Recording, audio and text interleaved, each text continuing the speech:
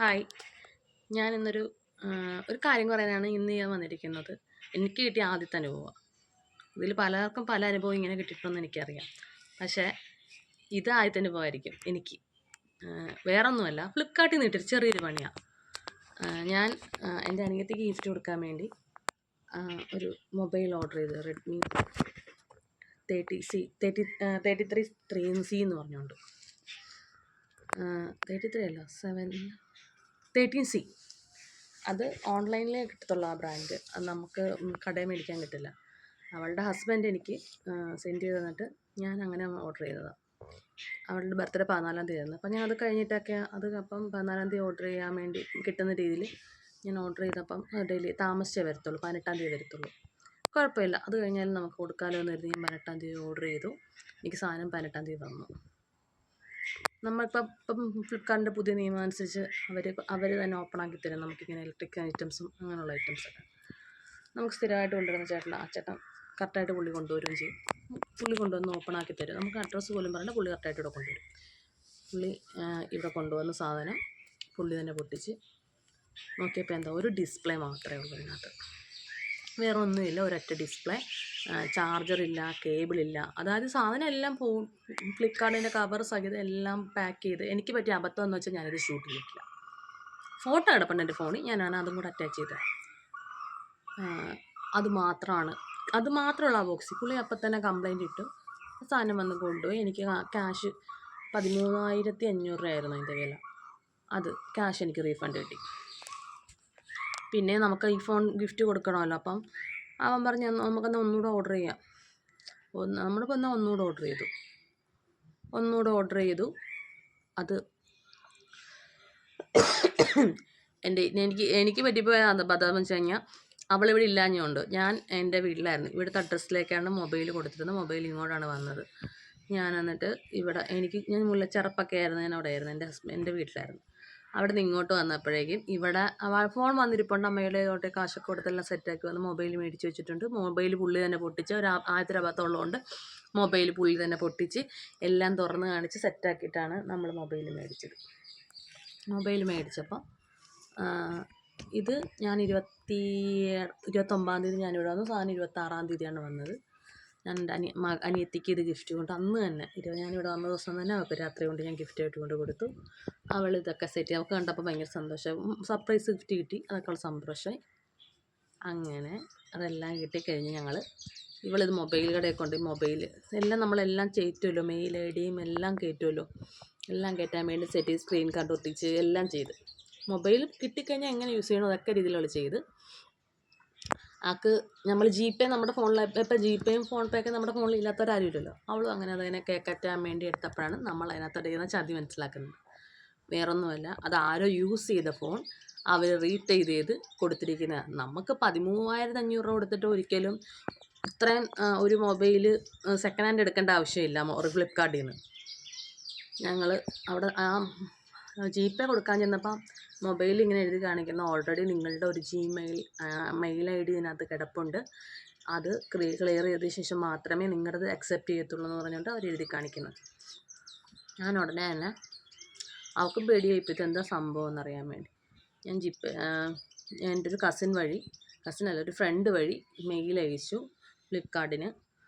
ഇതേപോലെ എനിക്ക് ഇങ്ങനെ 2 അബദ്ധം പറ്റിയിട്ടുണ്ട്, എനിക്ക് റീഫണ്ട് കിട്ടണം, അല്ലെങ്കിൽ നിങ്ങൾ എന്തിനാണെന്ന് വെച്ചാൽ തീരുമാനം. കുറേ പ്രാവശ്യം മെയിൽ അയച്ചു കഴിയുമ്പോൾ അവർ തിരിച്ചു വിളിച്ചു. ഫ്ലിപ്കാർട്ടിൽ നിന്ന് എന്നെ ഇടക്കിടക്ക് ആളുകൾ വിളിക്കുന്നുണ്ട്. പക്ഷേ നമ്മുടെ ഇഷ്യൂ എന്താണെന്ന് അവർ മനസ്സിലാക്കുന്നില്ല. നമുക്കിനി ഇത് ഒന്നല്ല, രണ്ടാമത്തെ അബദ്ധം നമുക്കിനി അത് റീപ്ലേസ്മെൻറ്റ് വേണ്ട, നമുക്ക് റീഫണ്ട് കിട്ടാൽ മതി. അവർ എന്തെന്ന് വെച്ചാൽ അവർ പറയുന്നത്, പിന്നെ അവർ പറയുന്നത് നിങ്ങൾ 13,000 രൂപയ്ക്ക് എന്ത് വെള്ള സാധനം എടുത്തു, നമുക്ക് ഒരു സാധനം ഇനി ആവശ്യമില്ല. ഒരു പ്രാവശ്യം പറ്റി, പിന്നെയും പറ്റി വരുമ്പോൾ നമ്മൾ പിന്നെന്താ ഫ്ലിപ്കാർട്ടിനുള്ള നമ്മുടെ ആ ഒരു ഇതല്ലേ പോകുന്നത്. അതുകൊണ്ട് ഇനി എനിക്കതിൻ്റെ ആവശ്യമില്ല. അതുകൊണ്ട് ഞാൻ അവരോട് പറഞ്ഞു ഞങ്ങൾക്ക് കാശ് വേണ്ട. എന്നിട്ട് അവർ പറഞ്ഞു ഇന്ന് MIയുടെ ഓഫീസിൽ നിന്ന് നിങ്ങൾക്ക് ആൾ വന്ന് ഇത് പരിശോധിച്ച ശേഷം മാത്രമേ ഞങ്ങൾ റിട്ടേൺ എടുക്കത്തുള്ളൂ. അതിൻ്റെ ആവശ്യം ഞങ്ങളല്ല ഇതിനുള്ള ഉത്തരവാദി, അത് അവരാണ് നോക്കേണ്ടത്. അവരാണ് നോക്കേണ്ടത്. ഫ്ലിപ്കാർട്ടുകാരാണ് നിങ്ങൾ എന്ത് പ്രോഡക്റ്റാണ് കൊണ്ടുവരുന്നത്. ഇത് കസ്റ്റമേഴ്സിനുള്ള ഒരു ഇതല്ലേ നിങ്ങൾ കാണിക്കുന്നത്, വിശ്വാസമല്ലേ നിങ്ങൾ നഷ്ടപ്പെടുത്തുന്നത്. എനിക്ക് കിട്ടിയ ഒരു അബദ്ധം ഇതെന്ത് സംഭവം, ഈ 13,000 രൂപ ഇനി എന്നാടുമോ എന്ന് എനിക്കറിയത്തില്ല. അവർ ഇന്ന് വന്ന് കളക്ട് ചെയ്യാമെന്നാണ് പറഞ്ഞിരിക്കുന്നത്. ഇന്ന് വന്ന് കളക്ട് ചെയ്യുമോ എന്ന് വെച്ചാൽ MIയുടെ ഓഫീസിൽ നിന്ന് ആൾ വന്ന് അവർ അത് റീപ്ലേസ്മെൻറ്റ് എന്താണ് അതിന് സംഭവിച്ചതെന്ന് നോക്കിയ ശേഷം മാത്രമേ അവർ ഫോൺ എടുക്കത്തുള്ളൂ എന്നാണ് ഫ്ലിപ്കാർട്ടുകാർ എന്നെ വിളിച്ചിരിക്കുന്നത്. അല്ലാതെ നമ്മൾ അവർക്ക് മെയിനായിട്ട് ചാറ്റിങ്ങേ പറ്റത്തുള്ളൂ. പിന്നെ അവർ വല്ലപ്പോഴും കൂടി നമ്മളൊന്ന് വിളിച്ച് തിരക്കും. ഞാൻ 3-5 വട്ടം മെയിലിട്ട ശേഷമാണ് അവർ ഇങ്ങോട്ട് നമുക്കുള്ള മറുപടി തന്നത്. ഇതെന്താണ് സംഭവിക്കുന്നതെന്ന് ഇതുവരെ അറിയത്തില്ല.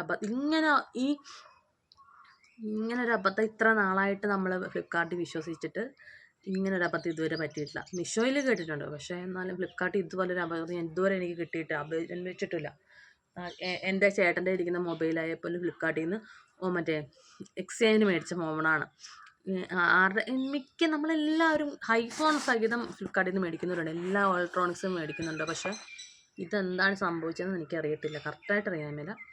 പക്ഷേ ഇതൊരു കസ്റ്റമേഴ്സിനെ നിങ്ങൾ നഷ്ടപ്പെടുത്തുകയാണ് ചെയ്യുന്നത് ഫ്ലിപ്കാർട്ടുകാർ. അവരുടെ വിശ്വാസമാണ് നിങ്ങൾ കളയുന്നത്.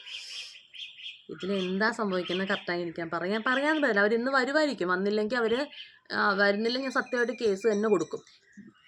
അതിനുവേണ്ടി തന്നെ ഇരിക്കുന്ന ഇത് മേടിച്ചിട്ടാണ്, ഇതാണ് ആദ്യമായിട്ട് വന്നപ്പം കിട്ടിയത്. അത് പുള്ളി തന്നെ ഓപ്പൺ ചെയ്തതാണിത്. പിന്നെ രണ്ടാമത് ഞാൻ ഓർഡർ ചെയ്ത് അതിൽ കാണിച്ചത് ഇങ്ങനെയാണ്.